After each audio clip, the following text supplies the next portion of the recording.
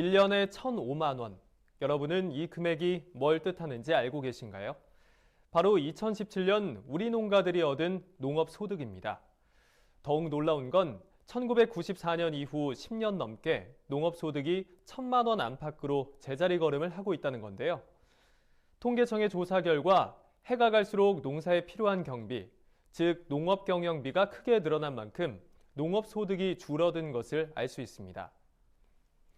또 1995년만 해도 농가소득이 도시가구 소득과 거의 비슷했지만 현재는 2천만 원 이상 격차가 나고 있고 급기야 2026년엔 도시와 농촌의 소득 격차가 2배로 벌어질 거란 전망까지 나오고 있습니다.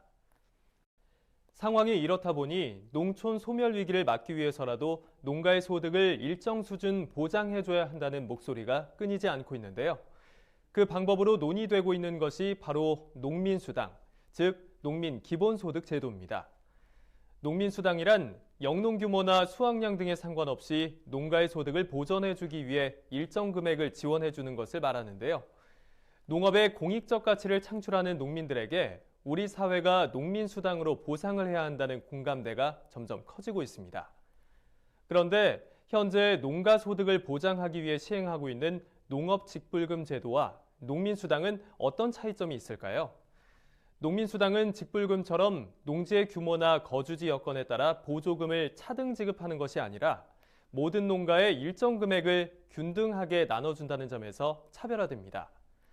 그런데 직불금의 경우 전국 농민의 76%가 1헥타르 미만의 소농으로 실제 재배 면적이 넓은 상위 2.9% 농가가 전체 쌀 직불금의 25%를 수령하고 있는 실정입니다. 그래서 직불금 제도가 오히려 농가의 소득 격차를 더 벌어지게 한다는 지적도 나오고 있습니다. 이런 의미에서 소농을 위한 농민 수당 도입이 계속 논의되었지만 전국에서 가장 먼저 시작한 곳은 바로 전남 해남입니다. 농민 수당이라는 이름으로 전 농가에 일정액을 지급하는 사례는 전국 최초의 일로 크게 주목을 받았는데요. 실제로 해남군은 올해부터 약 90억 원의 예산을 들여 국내 모든 농가에 연간 60만 원을 지원하기로 했습니다. 특히 농민수당을 지역화폐인 해남사랑 상품권으로 지급해 지역경제의 불씨를 살리는 효과도 기대할 수 있다는 평가를 받고 있습니다. 최근에는 전남 한평과 충남 부여, 경북 봉화, 그리고 경기도와 제주도까지 전국 지자체에서 농민수당 도입에 적극적으로 나서고 있는데요.